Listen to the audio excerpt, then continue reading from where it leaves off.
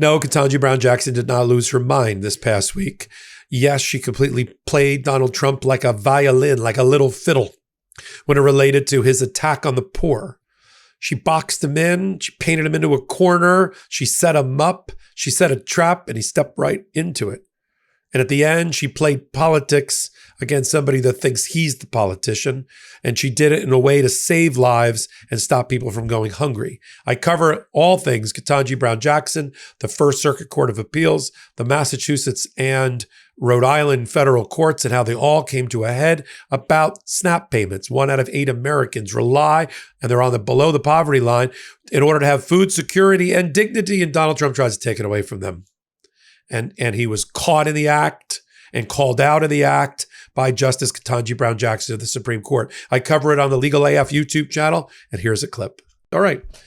Now, a lot of people woke up confused in our audience, and I like to pride myself in making sure that people aren't confused.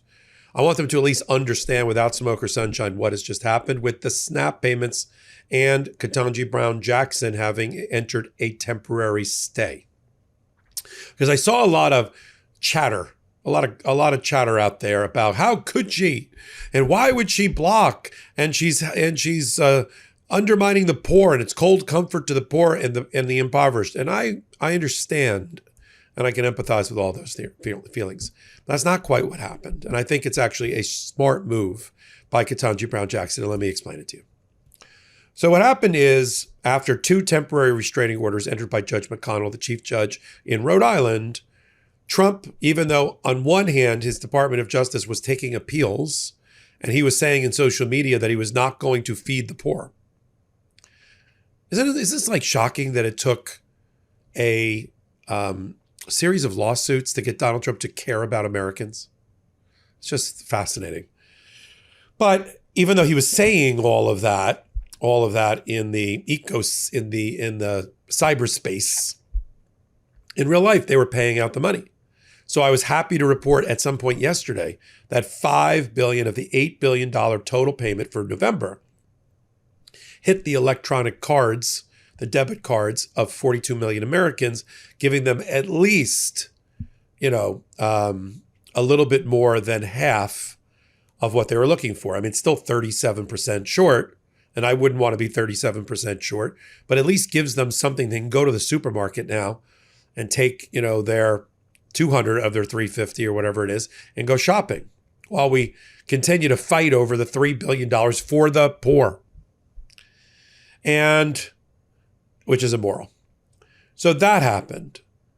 Donald Trump then runs to the First Circuit, as we thought he would, asking the First Circuit, and he asked the trial court judge the same thing, to enter a stay, to give them time to brief whether they should enter a preliminary injunction or a stay of the order forcing them to pay the remaining $3 billion, whether they wanted a short stay in order to argue for a longer stay, I guess is the right way to put it. And the First Circuit and Judge McConnell denied it, which means they were going to go to the Supreme Court. Now, they did not go to the Supreme Court on what we classically refer to as what we refer to as a classic shadow docket emergency injunction or emergency application. They didn't do that. They went and asked for the same thing that they asked the First Circuit for, which was a temporary administrative stay, the lowest level of stay, to give them time to brief the issue, to give First Circuit time to consider the issue. And they didn't say otherwise they're going to bring an emergency appeal. They said, or them filing a writ of certiorari, which is code word for a regular traditional appeal. So they were signaling how they planned to appeal. We're going to try to get a stay from the First Circuit. If we come back, we're not sure we're going to do an emergency application. And that sends a chill down our spine every time we hear emergency application, because that has generally gone Donald Trump's way 86% of the time at the Supreme Court with the MAGA 6. He didn't ask for that. I read it carefully. I read it several times. You can read it for yourself. It's up in Legal AF Substack. John Sauer, the Solicitor General for Trump, who's been his right-hand person right-hand man for criminal appeals forever, since he was a criminal defendant and convicted felon. He didn't ask for that. So Ketanji Brown Jackson gets it. Why? Because she's the associate justice assigned to the First Circuit.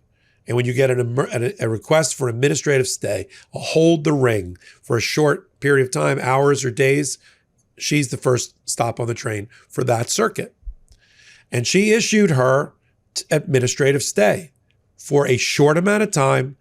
And she said it to allow the First Circuit with quick dispatch to make its ruling, like in the next 24, 48 hours. Like I plan on updating you as early as tomorrow that the First Circuit has ruled on this issue already, to give them time. And once they rule, then she'll sit back and watch to see in the chess match, this perverse chess match that's harming poor people, what Trump does next. She also has eyes and ears. She can read. She knows that $5 out of the $8 billion already got released, and the fight now is over the remaining $3 billion, which Donald Trump doesn't want to have to pay. He's already undermined his positions in front of the Supreme Court, Trump has, because he paid the $5 billion already. It's hard for him to say, as in the other funding cases, where the Supreme Court sided with him about cutting funding, where he didn't pay anything. Here he paid 5 out of 8. And now he's just fighting over the last 3, which matters to one group, the impoverished, the below poverty line Americans, and not so much to the government, except they say, well, we won't get the money back. You know, that's a ridiculous attempt through make weight to balance the equities here. And she sees that too.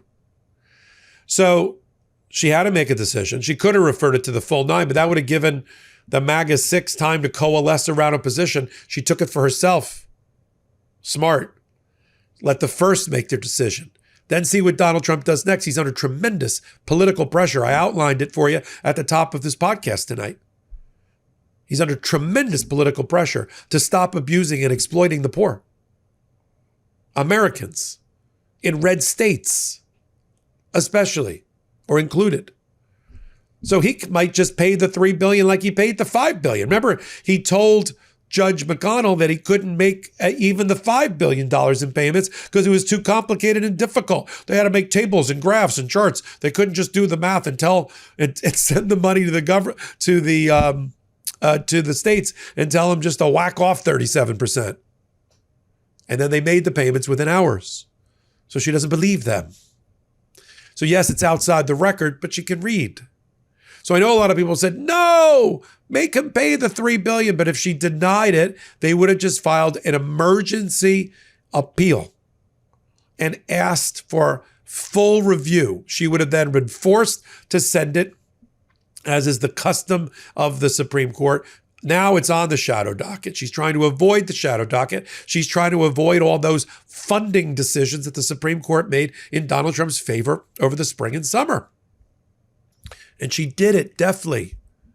So everybody was happy about Ketanji Brown Jackson, and they said she's brilliant, and she's the conscience of the Supreme Court when she ruled in favor of transgender Americans and issued a scathing dissent when the Trump administration got the Supreme Court 6-3 this week also to force transgender people to mark on their passports gender incongruous markings, meaning their identity is female, but they're having to mark it as male because that was the gender assigned at birth. And now they think she's lost her mind and she's suddenly dumbed down. No, let's give her more credit than that. And I think hopefully now I've explained why she did it. She actually boxed out the MAGA 6. She boxed out the Trump administration. She put pressure on the Trump administration politically to release the $3 billion. She put pressure on the First Circuit to issue its ruling. She gave the Heisman to Donald Trump on a delay to let political pressure build on him. And then if they do an emergency injunction or emergency application, which they said they weren't going to do as of right now, then she'll deal with that in the next 48 hours. That's the story about how we got here with Ketanji Brown Jackson. And that's why I was not up in arms, although my initial knee-jerk reaction was like, no, not her. We even had like a text chain in the Meidas world. We're like, oh no, the optics. Yeah, I get it. But once you get beneath the optics and you start reading, which is what I think you support us to do here with our honest commentary, it became a lot more apparent what she was doing. She's playing a 5-level, one of those Star Trek chess games that Spock used to play on 4 boards. And the rest of us are playing like Parcheesi. So that's where we are with that. Welcome back. Help us with that podcast. It's 5 years in the making. It's the #1 law and politics podcast around. It's on Wednesdays and Saturdays at 8 p.m. Eastern time on the MeidasTouch network. And we need some help on the audio side. That's on the Spotify and Apple side. Leave 5-star reviews and comments. Tell your friends about us. And then we've got the YouTube side where we're the top 20 in league on YouTube ratings. Come over to Legal AF Substack and Legal AF YouTube channel. We're about to crash the 1 million barrier in Legal AF YouTube as well. And that street cred allows us to bring on the commentators and the contributors, allows me to do the 40 videos that we put together every week for you, that I put together on MeidasTouch and on Legal AF. And Legal AF Substack, become a paid member for $7 a month. And we'll give you the information that you need to fight it out in the streets, in the marches, in the ballot boxes, in the polling, in the voting, in the courts, where crowds, courts, and courage all come together to oppose the Trump administration. So until my next report, I'm Michael Popok. Can't get your fill of Legal AF? Me neither. That's why we formed the Legal AF Substack. Every time we mention something in a hot take, whether it's a court filing or a oral argument, come over to the Substack. You'll find the court filing and the oral argument there, including a daily roundup that I do called, wait for it, Morning AF. What else? All the other contributors from Legal AF are there as well. We got some new reporting. We got interviews. We got ad-free versions of the podcast and hot takes. Where? Legal AF on Substack. Come over now to free subscribe.